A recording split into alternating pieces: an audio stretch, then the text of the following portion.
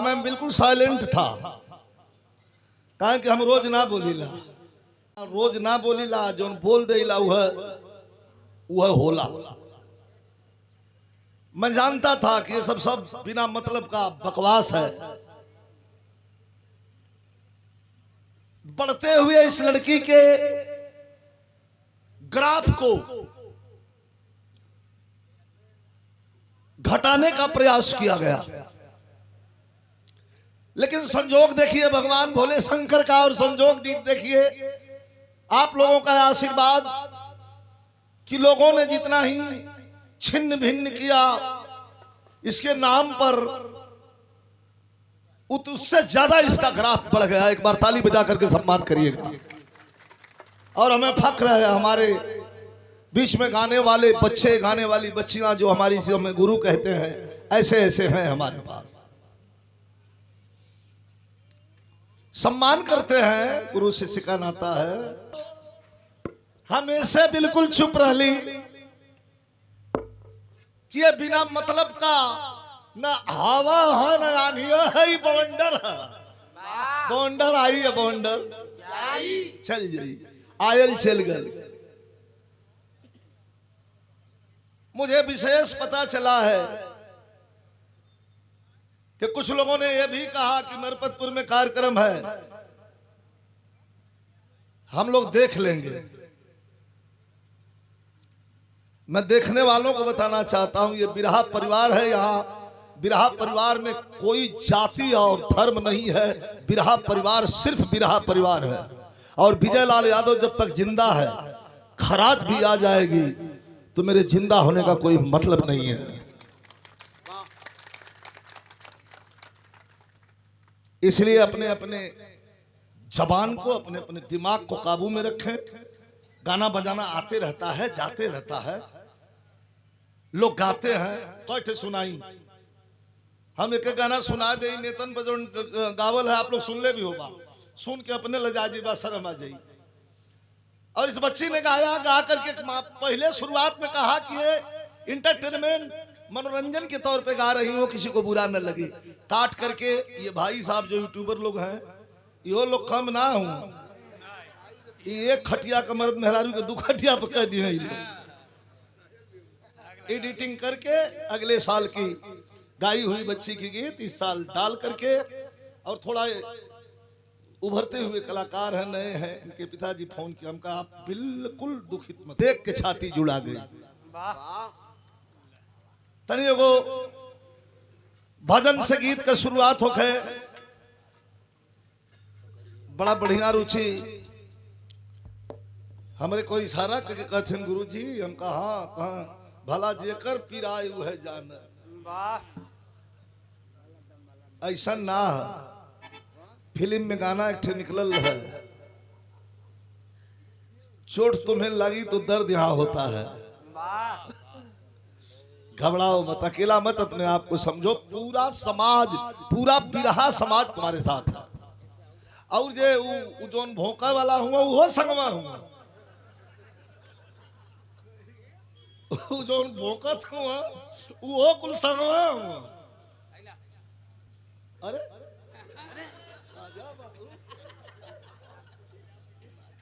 ये देखे हमारा छोटा भाई, स्वर्गीय गुरु जी, धर्म का भाई। मैं बस उनके बूंद से पैदा नहीं हूं। मेरा घर गाजीपुर, मैं बनारस में आके रहता हूं।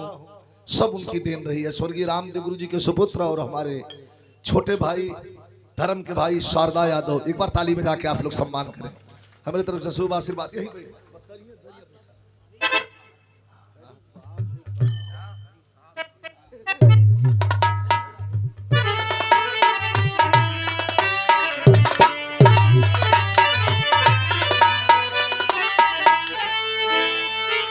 कहीं से मलबा, कहीं से भिजा के लिया लुकाया। और से चल जाओ।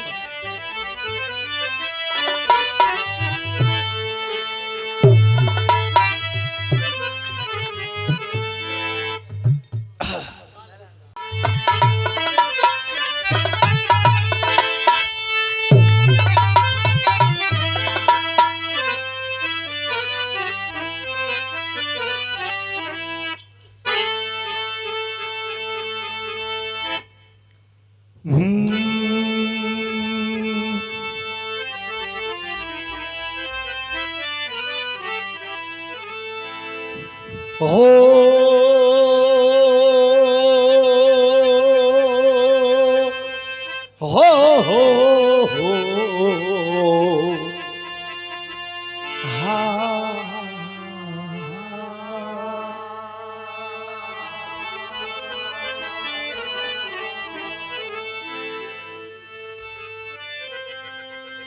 जय गुरु बंदे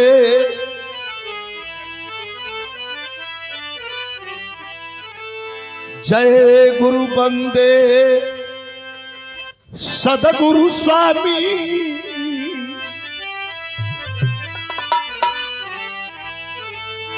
सदगुरु स्वामी विश्व गुरु के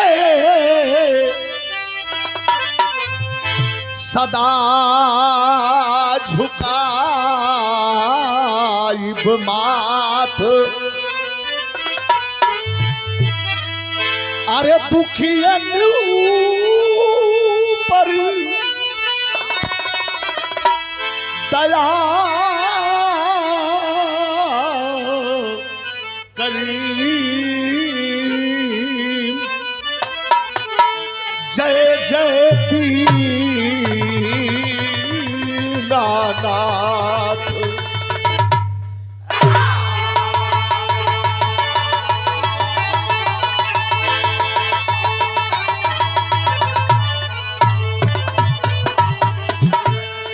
महाशिवरात्रि है आज।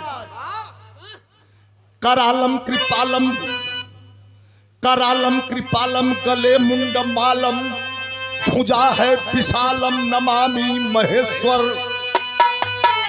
करुणा उदाहरम गले कंदधारम महिमा अपारम नमामि सुरेश्वर कबहू मेरे टोलन तू आजा आए भोलन मगन कर दे चोलन नमामि हरेश्वर अरे कथक्तम कथक्तम गणेशम गुरु रामलाल शेषम हमेशम बिहारी नमामि गुरुवेश्वर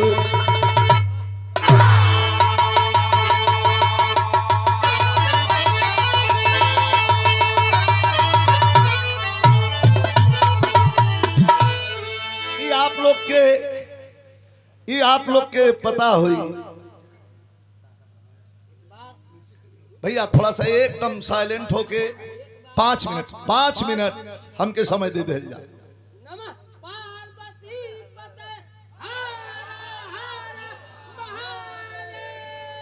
महादेव माई विंध्यवासिनी जो हम लोगों की कुल देवी हैं।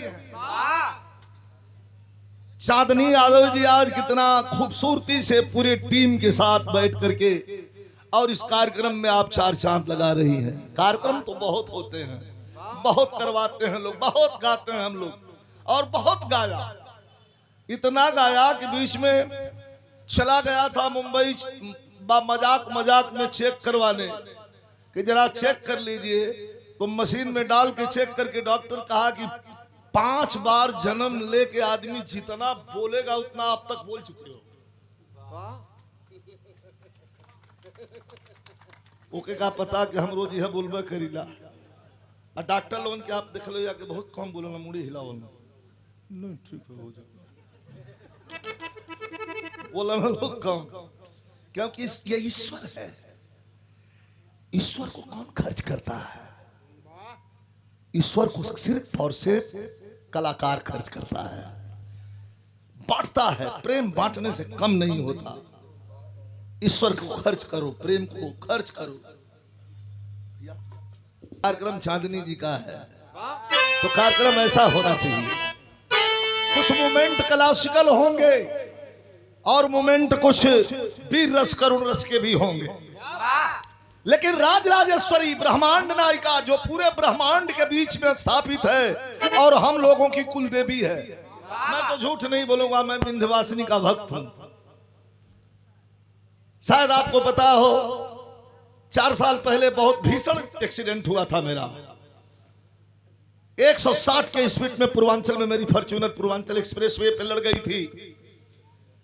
लेकिन लड़ने के बाद मैं कब बाहर निकला, कैसे बाहर निकला, गेट से बाहर निकला कि शीशा से बाहर निकला, मुझे पता नहीं है। लेकिन मैं बैठा कहां था, बिल्कुल जहां माटी जहां फूल लगाए होते हैं। इसके बाद गाड़ी 5 बार पलटी है। मुझे निकलने के बाद मैंने कहा कुछ तो है, साक्षात अपने दामन में ले लेती है। ईमान और धर्म बढ़िया होना चाहिए। ईमान धर्म ठीक है, सब बढ़िया होगा। ईमान टिक गया, धर्म खराब हो गया तो कर्म भी खराब हो गया। इसीलिए मां विंध्यवासिनी के लिए 4 लाइन।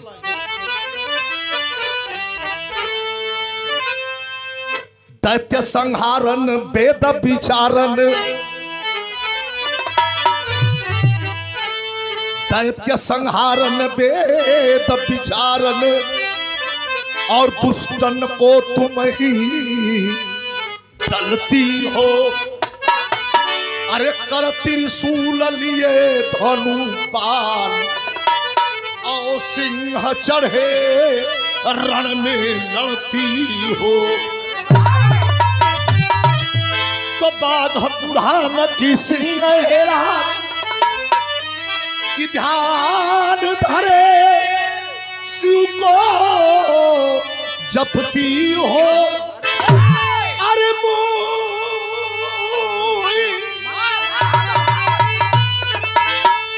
अरे मोही पुकारत देर भई, जगदम्ब विलंब कहा करती हो।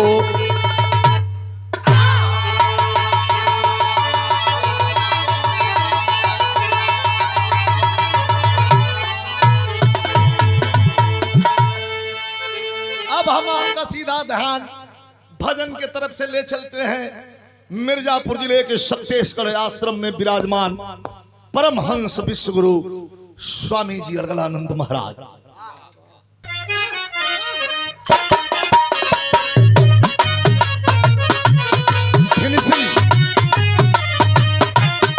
बा बेटा, बा सूरज, अरे बारा गुरु।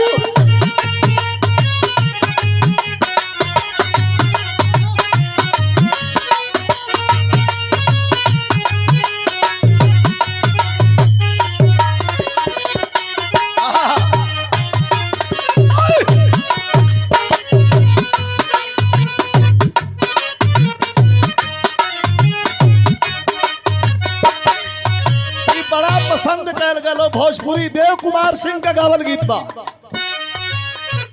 तनी पहले भजन बोल रहे, तर्ज बाद में बताई हम। अरे चरण सदगुरु की,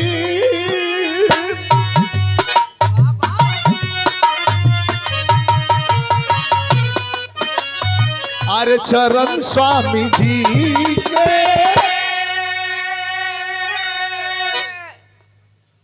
पखारत रही,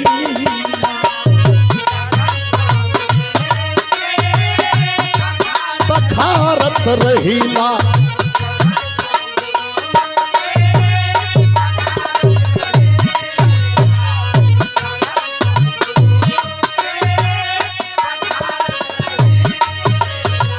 अरे परमहंस रहिया, परमहंस रहिया, निहारत रहिला, निहारत रहिला।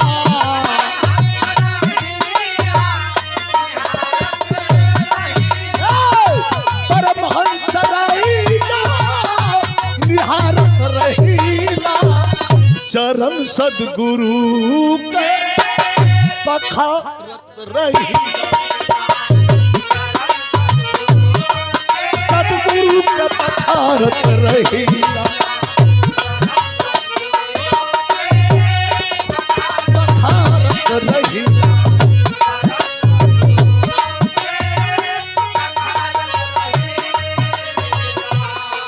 और देखें एक महसूस कैले है, फौजी जितना अपने मेहरारू के मानल उतना केहू ना मानल।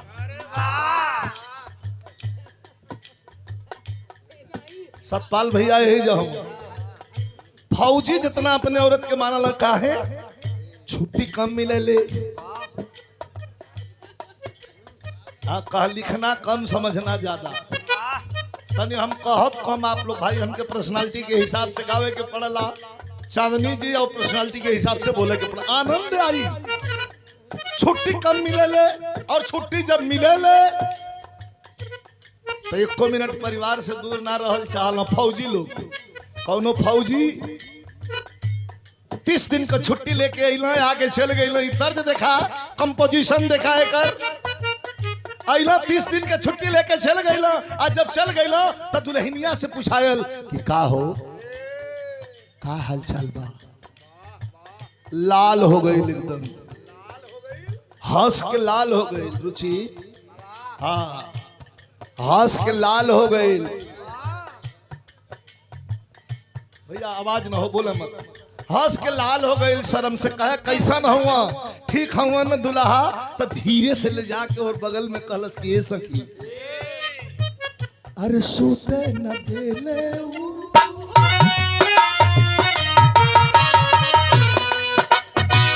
धीरे से सखी के पकड़ के होहर ले गई या ना बतावत हो कहे कि सोते न देले जगवले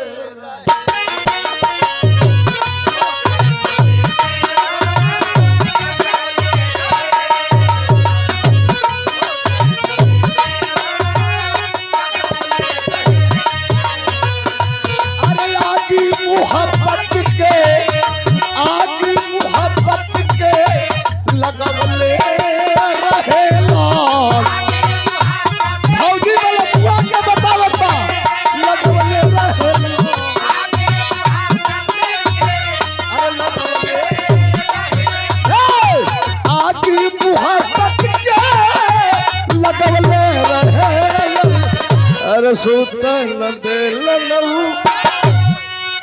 हटवा हटवा सुतन दिल जगवले सुतन दिल तू जगवले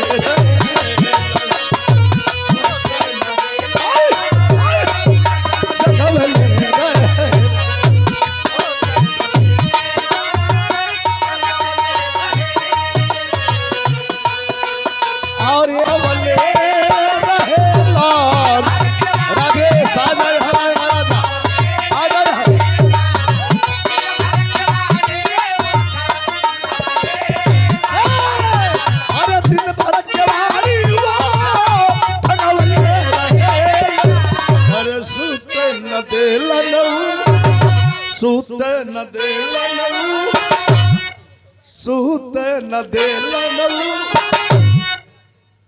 जगवले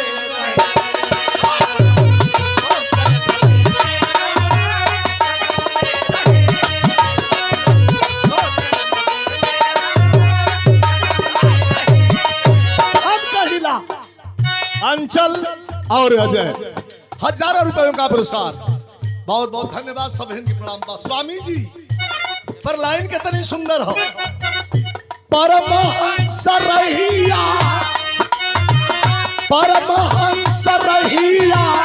निहारत रहीला परमहंस रहिया निहारत रहीला अरे चरण सद्गुरु के पखारत रहीला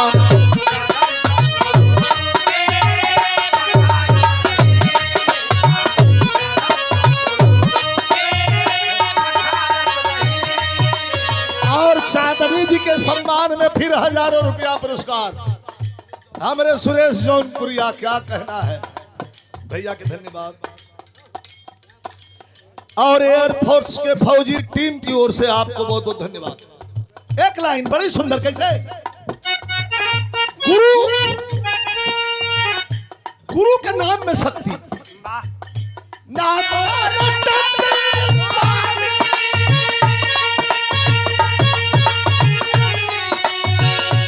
नाम स्वामी सब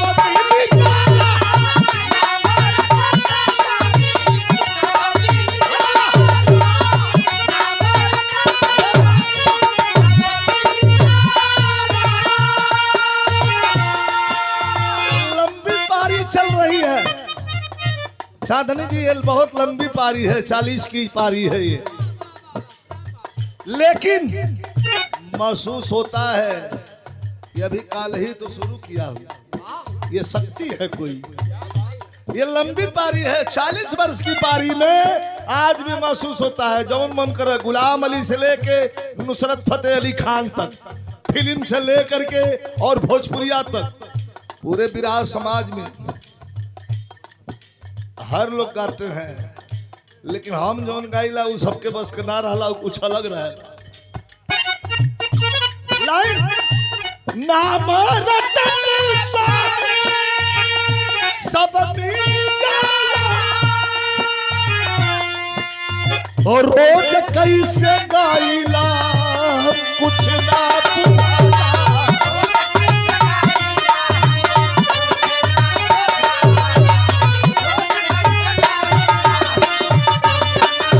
और ये देखें हमारे भतीजा संदीप यादव जी, अजय विश्वकर्मा जी और चांदनी यादव जी, हजारों रुपयों का पुरस्कार। ये हमारे सुरेश जौनपुरिया, वाह एकदम तीनों लोग का भार लेके अकेले खड़ा हूं। धन्यवाद भैया के।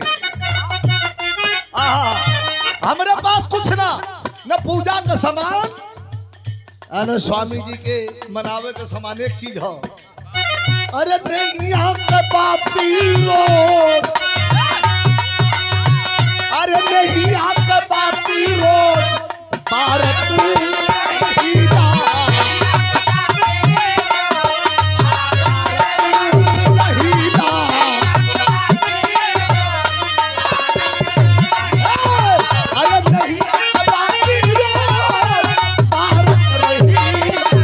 चरण सदगुरु पखारत रही।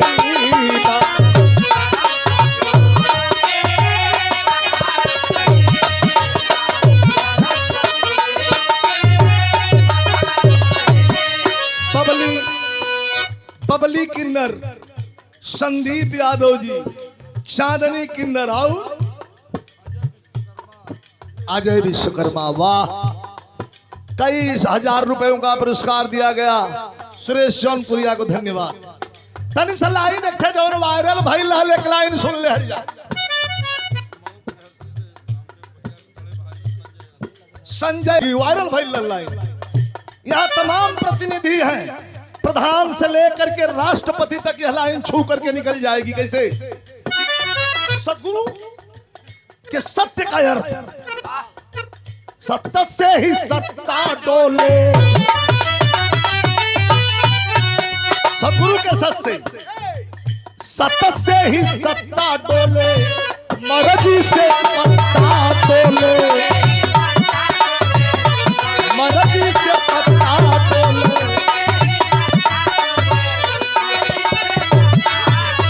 अरे सत्य से ही सत्ता डोले, मर्जी से पत्ता डोले।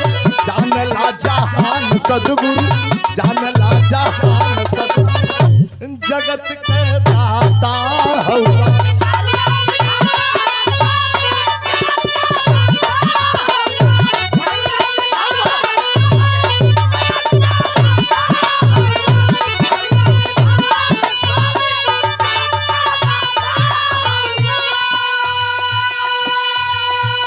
और ये चांदनी यादव जी के सम्मान में फिर हमारे सुरेश जौनपुरिया जी पुरस्कार दिए और हमारे छोटे भाई अंचल यादव जी और अजय यादव जी, हम श्याम स्टील इंडस्ट्रीट्यूट से ये पुरस्कार दिए गए हैं 500 रुपए का। बहुत बहुत प्रणाम, सब भैया की प्रणाम।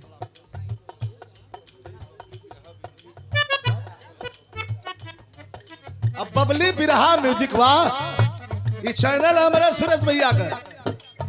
एक लाइन आखिरी भजन,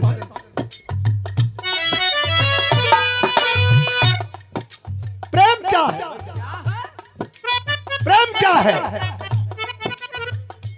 दुर्योधन के दरबार में जाए के हो, भगवान चल दहलन,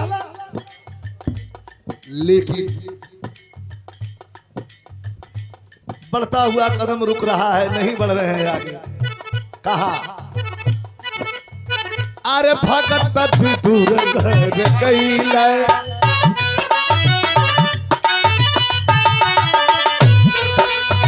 अरे भगत विदुर घर कैला, प्रेम से सगवे थैला।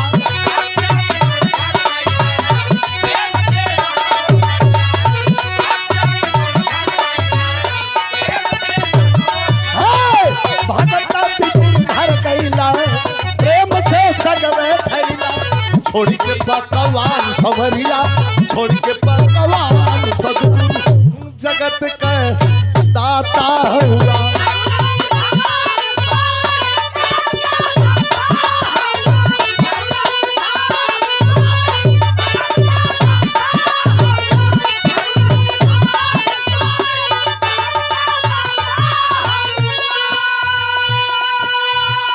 पंद्रह भजन का आखिरी लाइन।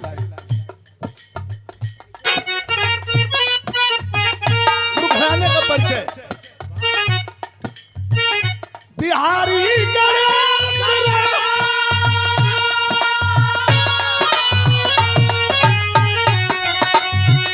बिहारी गणेश लाल सत्यानी।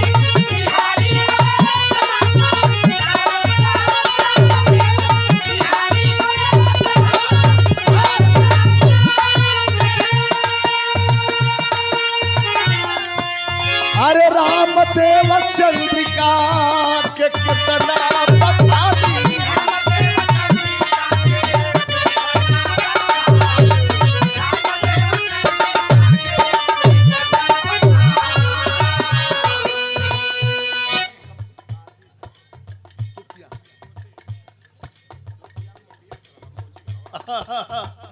और आशीष भूसा मंडी ग्राम सभा कोची और भूसा मंडी डुबकिया, आशीष भैया के द्वारा ये 25 भैया बोला मत हो 2500 रुपए का पुरस्कार देकर के मान बढ़ाया गया है। आशीष भैया के बहुत बहुत शुभ आशीर्वाद, धन्यवाद हो। अंतिम लाइन हो भजन का,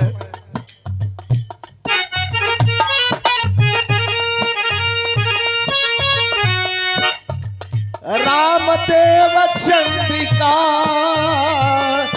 के कितना बखानी। अरे विजयी डहरिया, विजयी डहरिया, अरे निहारत रही चरण, हाँ चरण स्वामी जी के। अरे पखारत रहे